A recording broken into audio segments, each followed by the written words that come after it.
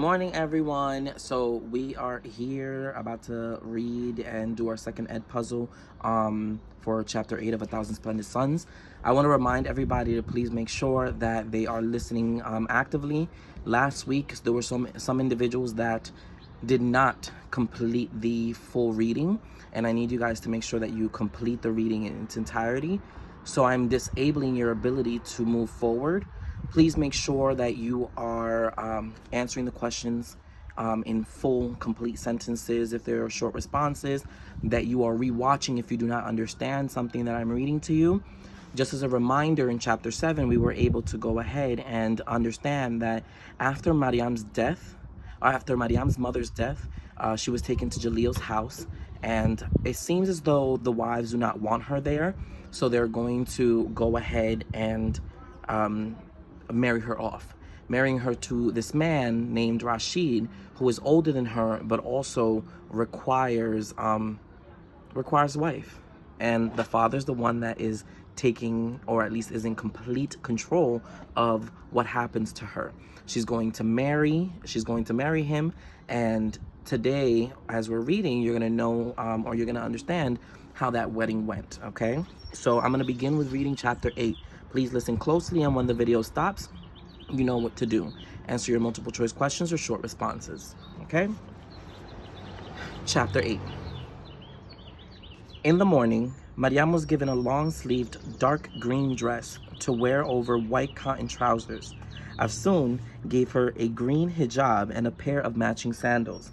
She was taken to the room with the long brown table, except now there was a bowl of sugar-coated almond candy in the middle of the table, a Quran, a green veil, and a mirror. Two men Mariam had never seen before, witnesses, she presumed, and a mullah she did not recognize were already seated at the table. Jalil showed her to a chair.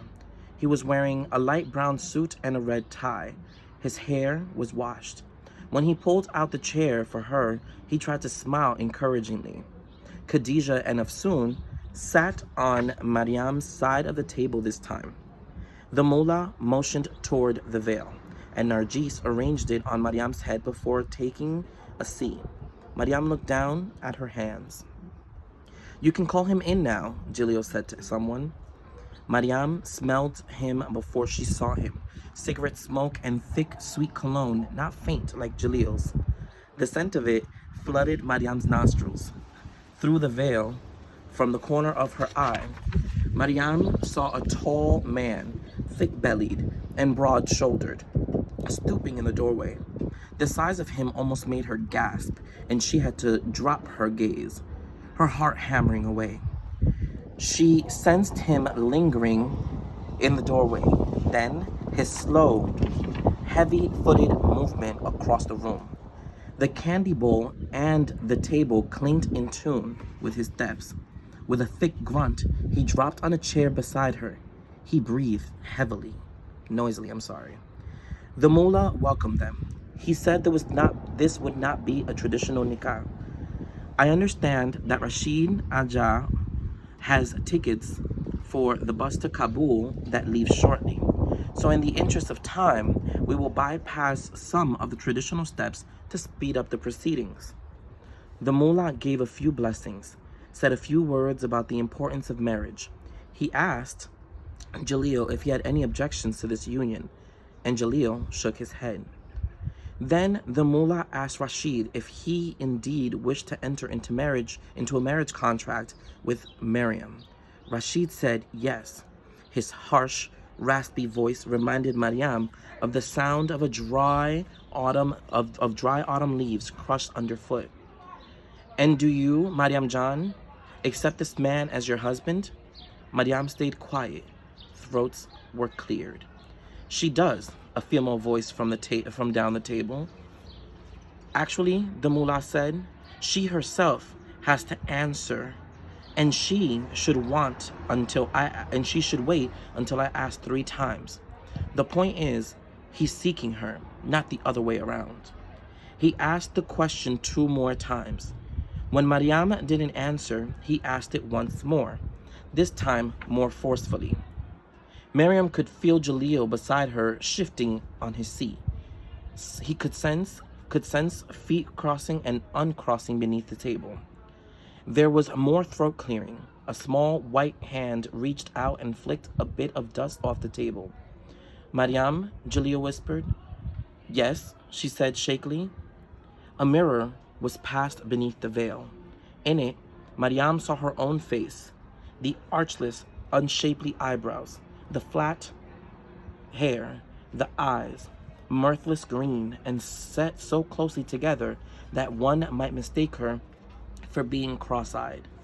Her skin was coarse and had a dull, spotty appearance. She thought her brow too wide, the chin too narrow, the lips too thin. The overall impression was of a long face, a triangular face, a bit hound-like. And yet Mariam saw that, oddly enough, the whole of these unmemorable parts made for a face that was not pretty but somehow not unpleasant to look at either. In the mirror, Mariam had her first glimpse of Rashid. The big, square, ruddy face, the hooked nose, the flushed cheeks that gave the impression of sly cheerfulness, the watery, bloodshot eyes, the crowded teeth, from the front two pushed together like a gabled roof, the impossibly low hairline, barely 2 finger widths above the bushy eyebrows, the wall of thick, coarse salt pepper hair. Their gazes met briefly in the glass and slid away. This is the face of my husband, Mariam thought. They exchanged the thin gold bands that Rashid fished from his coat pocket.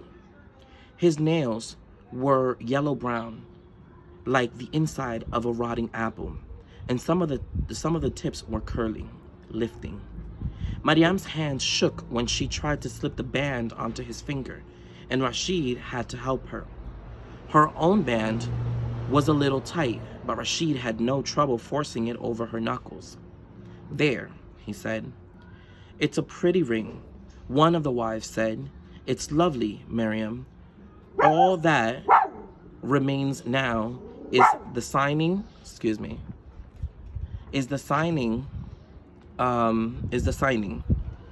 I lost my spot because of my dog. I'm sorry, y'all. Is the signing of the contract, the mullah said. Mariam signed her name, the meme, the re, the ya, and the meme again, conscious of all the eyes on her hand. The next time Mariam signed her name to a document 27 years later, a mullah would again be present. You are now husband and wife, the mullah said. Tabrik, congratulations. Rashid waited in the multicolored bus. Mariam could not see him from where she stood with Jaleel. By the rear bumper, only the smoke of his cigarette curling up from the open window. Around them, hands shook and farewells were said. Qurans were kissed, passed under. Barefoot boys bounced between travelers, their faces invisible behind their trays of chewing gum and cigarettes. Jaleel was busy telling her that Kabul was so beautiful. The Mongol Emperor Babur had asked that he be buried there. Next, Mariam knew he'd go on about Kabul's gardens, and its shops, its trees, and its air, and before long, she would be on the bus and he would walk alongside it, waving cheerfully, unscathed, spared. Mariam could not bring herself to allow it. I used to worship you, she said. Jaleel stopped in mid-sentence. He crossed and uncrossed his arms. A young Hindi couple, the wife cradling a boy, a husband dragging a suitcase, passed between them. Jaleel seemed grateful for the interruption. They excused themselves, and he smiled back politely. On Thursdays, I sat for hours waiting for you. I worried myself sick that you wouldn't show up. It's a long trip. You should eat something. He said he could buy her some bread and goat cheese. I thought about you all the time. I used to pray that you'd live to be 100 years old. I didn't know that you were ashamed of me. Jaleel looked down, and like an overgrown child, dug at something with the toe of his shoe. You were ashamed of me? I'll visit you, he muttered. I'll come to Kabul and see you. No, he muttered. No, she said. Don't come. I won't see you. Don't you come. I don't want to hear from you ever. Ever. He gave her a wounded look. It ends here for you and me. Say your goodbyes. Don't leave like this, he said in a thin voice. You didn't even have the decency to give me the time to say goodbye to Mullah Faizullah. She turned and walked around to the side of the bus. She could hear him following her. When she reached the hydraulic doors, she heard him behind her. Mariam Jo.